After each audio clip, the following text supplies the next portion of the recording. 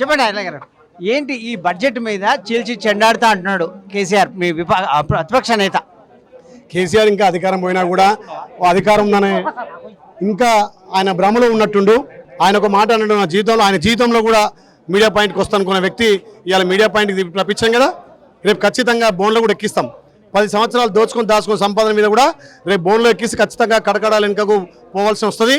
ఆయన ఒక్కొక్కటిగా ఇంప్లిమెంట్ చేసుకుంటూ వస్తున్నాడు. ఎందుకంటే మీడియా పాయింట్కి రాను వచ్చిండు, రేపు బోన్ ఎక్కను బోన్ ఎక్కుతాడు, కడకాలు పోవాలని కడకాలు పోతాడు. ఇవాళ తెలంగాణ రాష్ట్ర ప్రజలంతా కూడా ఈ బడ్జెట్ మీద హర్షాధిరేతలు వ్యక్తం చేస్తున్నారు. గౌరవ ముఖ్యమంత్రి రేవంత్ రెడ్డి నాయకత్వాన, గౌరవ మంత్రి ఆర్థిక శాఖ మంత్రి బట్టి విక్రమార్క గారి ఆధ్వర్యంలో మా గౌరవ మంత్రులంతా కూర్చొని కూర్పు చేసి ఇలా 2.91 లక్షల కోట్లతోటి బడ్జెట్ కేటాయిస్తే అందులో 72,000 కోట్లు రైతుల కోసం వెచ్చించడం, 30,000 కోట్లు గ్రామీణ ప్రాంతాల కోసం కేటాయించడం, 2,000 కోట్లు ఇలా పశుసంవర్ధక శాఖకి ఇచ్చినాం, ఎస్టీ ఎస్సీ మైనార్టీల కోసం పెద్ద ఎత్తున ఇచ్చినాం, హైదరాబాద్ డెవలప్మెంట్ కోసం, ట్రిబుల్ కోసం, మూసీ ప్రక్షాళన కోసం, ఎన్నో సంక్షేమ పథకాలు అభివృద్ధి కోసం ఇలా నిధులు కేటాయించి ఏదైతే బడ్జెట్లో నిధులు కేటాయిస్తే దీన్ని డొల్ల అనడానికి కేసీఆర్కు నోరెట్లొచ్చింది. 10 సంవత్సరాలు దాచుకొని ధనయజ్ఞం జలజ్ఞం పేరు మీద ధనయజ్ఞం చేసిన నువ్వు ఇంత మంచి బడ్జెట్ను తెలంగాణ ప్రజలు ఇలా స్వాగతించి హర్షాధిరేకాలు వ్యక్తం చేస్తుంటే ఇలా ఏకకాలంలో 2 లక్షల రుణమాఫీ 31,000 కోట్ల బడ్జెట్ తోటి ఇలా కేటాయించడం, రైతు జలయజ్ఞం అనేది వైఎస్ హయాంలో కాంగ్రెస్ ప్రభుత్వం చేసింది. కేసీఆర్ మిషన్ భగీరథ, మిషన్ కాకతీయ వంటి పథకాలు అమలు చేశారు. ఈ ప్రస్తుతం మూసీ ప్రక్షాళనను మంత్రి కేటీఆర్ తప్పుపడుతున్నారు, నిధుల స్వాహా కోసమే ఇది అని చెప్తున్నారు. దీన్ని ఎట్లా చూస్తారు? ఇలా హైదరాబాద్ మన నడువటి నుంచి పోయే మూసీ సుందరీకరణ చేయడం కోసం మా గౌరవ ముఖ్యమంత్రి రేవంత్ రెడ్డి గారికి ఒక డ్రీమ్గా హైదరాబాద్ను మంచి సుందరీకరణ చేయడం కోసం మూసీ ప్రక్షాళనకు పెద్ద ఎత్తున ఆయన నిధులు కేటాయించింది. కాబట్టి దాంతోపాటు హైదరాబాద్ డెవలప్మెంటు, ట్రిబుల్ ఓఆర్ఆర్ కూడా ఎక్కువ నిధులు కేటాయించి హైదరాబాదు ఇప్పుడు భారతదేశానికే తలమాకం ఉండే విధంగా నిధులు కేటాయించారు. దీన్ని తెలంగాణ ప్రజలు హర్షాద వ్యక్తం చేస్తున్నారు.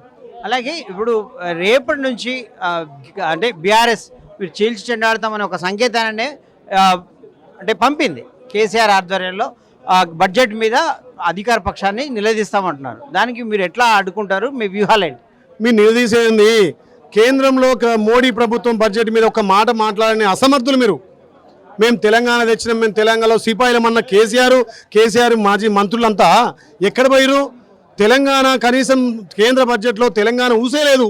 మరి ఆ తెలంగాణ బడ్జెట్ మీద మాట్లాడిన వ్యక్తి, కేంద్ర బడ్జెట్ మీద మాట్లాడే వ్యక్తి ఇలా రాష్ట్ర బడ్జెట్ మీద మాట్లాడుతుంటే నీ చిల్లర శాస్త్రాలు అర్థమైనాయి.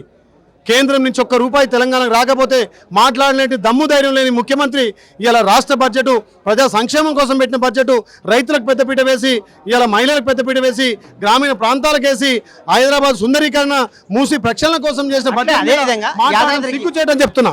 అలాగే యాదాద్రికి చాలా ఆసరా ఇచ్చేటటువంటి ఎంఎంటీఎస్ భువనగిరి వరకు రాయగిరి వరకు ఎంఎంటీఎస్కు మీ రాష్ట్ర ప్రభుత్వం ఎట్లా తోడ్పాటును అందించనుంది? ఇప్పుడు గత రాష్ట్ర ప్రభుత్వము నిధులు కేటాయించలేదు, సహకరించినందువల్ల అది ముందుకు సాగలేదని రైల్వే శాఖ కేంద్ర ప్రభుత్వం చెప్పింది.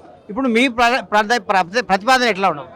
తప్పకుండా ఎంఎంటీఎస్ గతంలోనే మేము ప్రతిపాదన చేసాం. తప్పకుండా దాన్ని కూడా నిధులు కేటాయిస్తాం. మా గౌరవ ముఖ్యమంత్రి యాదగిరిగుట్ట కూడా నిధులు కేటాయిస్తామని చెప్పి మాట ఇవ్వడం జరిగింది.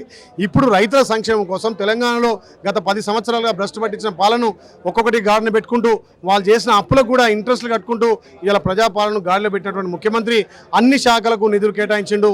ముఖ్యంగా రైతులకు పెద్దపీట వేసిండు, ఇలా గ్రామీణ ప్రాంతాలకు పెద్దపీట వేసిండు. గౌరవ ముఖ్యమంత్రి గారికి తెలంగాణ ప్రజల తరఫున ఈ బడ్జెట్ ఎంతో ఉపయోగపడే విధంగా, ఎంతో తెలంగాణ అభివృద్ధికి దోహదపడే బడ్జెట్ ఉంది. కాబట్టి ఇలా ప్రతిపక్ష వాళ్ళు ఇలా నోరు మెదపలేకపోతున్నారు. వాళ్ళు చిల్లర మల్ల చార్జీలు పెడితే తెలంగాణ ప్రజలు దీన్ని గమనిస్తున్నారు. Thank you. ఇది మొత్తం మీద రాష్ట్ర బడ్జెట్ ప్రజలందరికీ మేలు కలిగించే విధంగా ఉంది. అన్ని అంశాలను సమతూకంతో చూసి సీఎం కేసీఆర్ అలాగే డిప్యూటీ సీఎం ఆర్థిక మంత్రి బట్టి విక్రమార్క దీన్ని రూపొందించడం జరిగింది.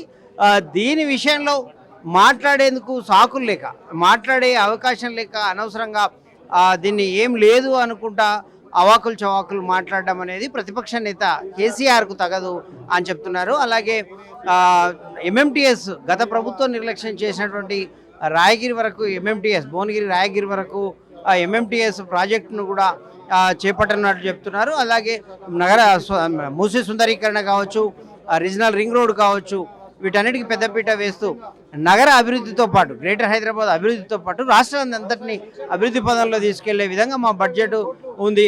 కేంద్రం బడ్జెట్లో తెలంగాణ ఊసు లేకుండా కేంద్ర బడ్జెట్ తెచ్చిన విషయాన్ని విస్మరించి ఆ కేంద్ర బడ్జెట్ మీద మాట్లాడని కేసీఆర్ మాజీ సీఎం అలాగే ప్రతిపక్ష నేత సీఎం మాట్లాడకుండా కేవలం రాష్ట్ర ప్రభుత్వం మీద బురద తల్లే కార్యక్రమం పెట్టుకోవడం అనేది అది చాలా దిగజారుడుకు చిహ్నం.